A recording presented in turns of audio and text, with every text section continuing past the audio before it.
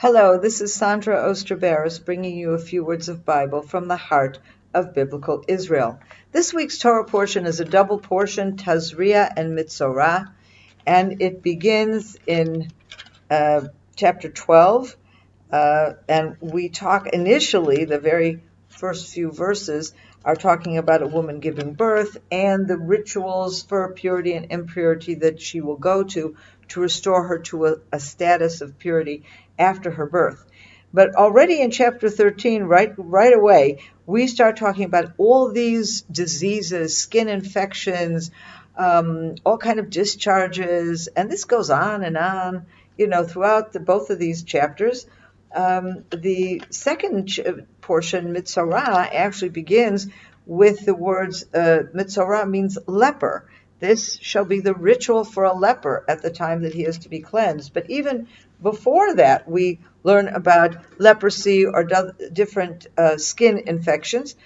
And actually, many people, I think even the word leprosy is a bit of a misnomer. Leprosy is actually a common word that's given to what became known in a more professional way as Hansen's disease, which was a skin disease that was rampant until I think the late 19th or early 20th century, when antibiotics were discovered to be able to cure it. It is a medical disease, and it includes losing limbs, and it's a really awful disease. And I'm sure you've heard of leper colonies and all these terrible things that particularly prevalent in Africa and Asia.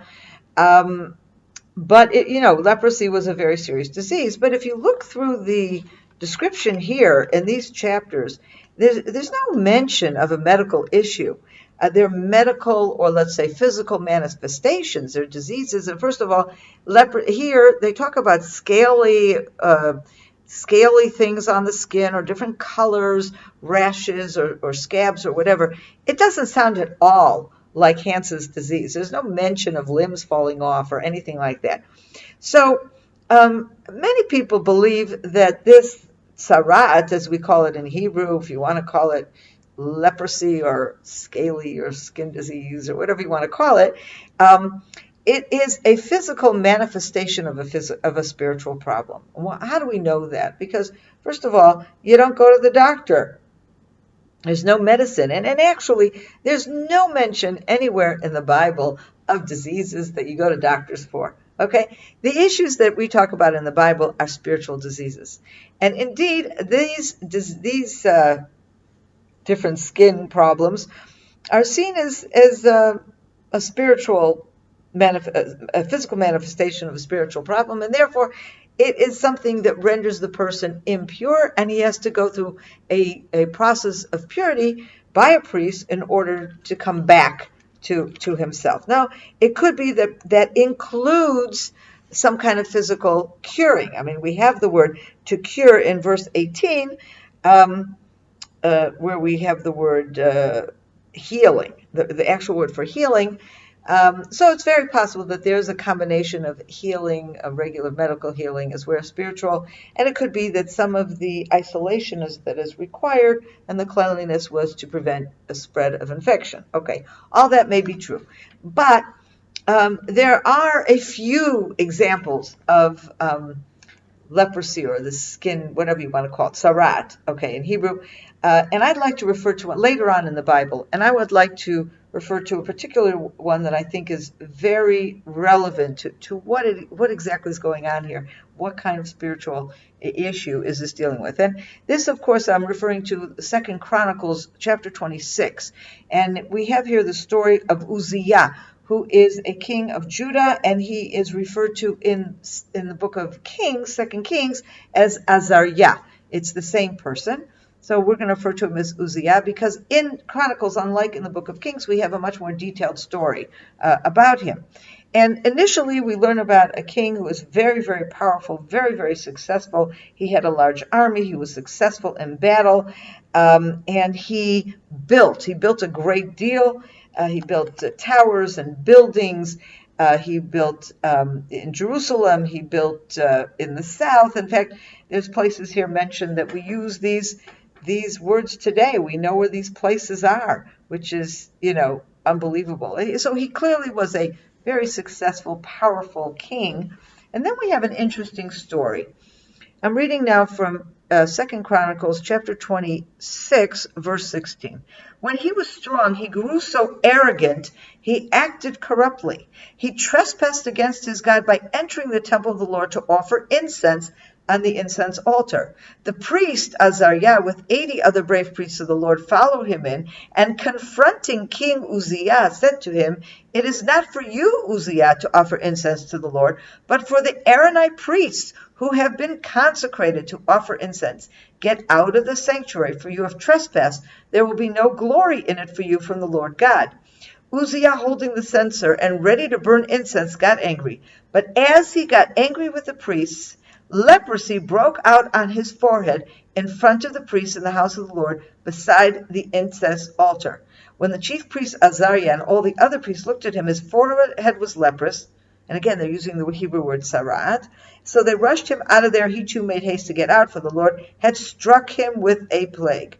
King Uzziah was a leper until the day of his death. He lived in isolated quarters as a leper, for he was cut off from the house of the Lord, while Yotam, his son, was in charge of the king's house and governed the people of the land.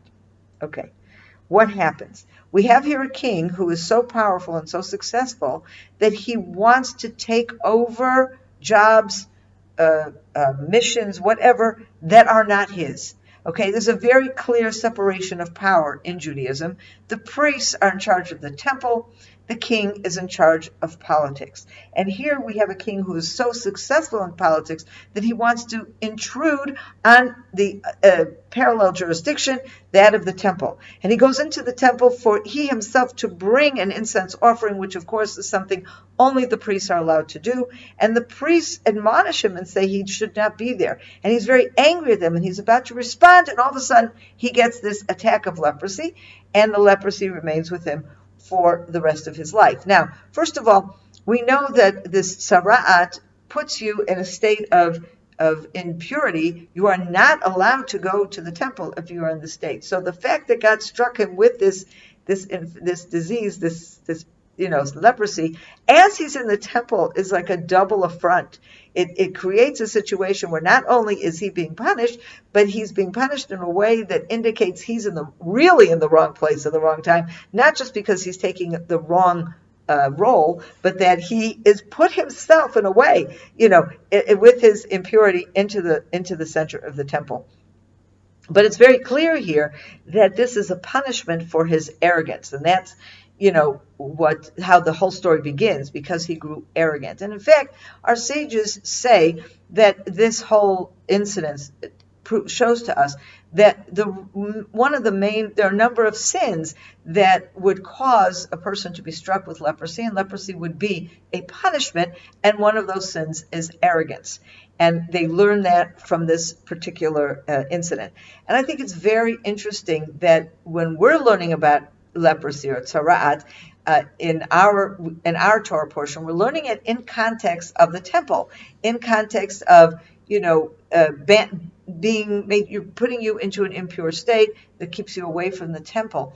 And I think these ideas of arrogance and tzarat, arrogance which brings tzarat or leprosy, which then keeps you distant from the temple, are extremely related, and there's nothing like this story to tell us that. The last thing that a person should be when they come into the temple is arrogant. And it's not just the king who wants to take away the job of the priest. It's this very spirit. When you come into the temple, you need to come in humility. You are coming into God's house, and you are putting yourself before God, saying, God, what can I do? What do you want of me? I submit myself to you.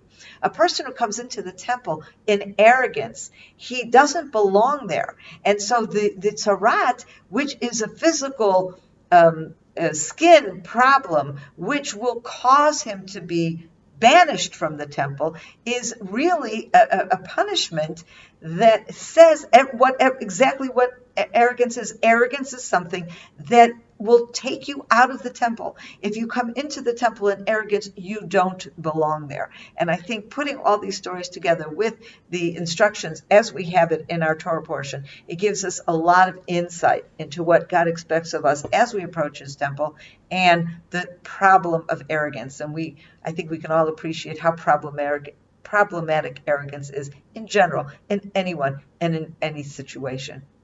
Have a wonderful Shabbat. Have a wonderful weekend. Shabbat Shalom. I hope you enjoyed that film. And we have lots more film content and emails and articles that I'm sure you will enjoy as well. Check out our website at CFOIC.com and subscribe to our newsletter. You can do that right from the homepage. I know you will really enjoy the content that will land in your inbox on a regular basis. Hope to see you soon.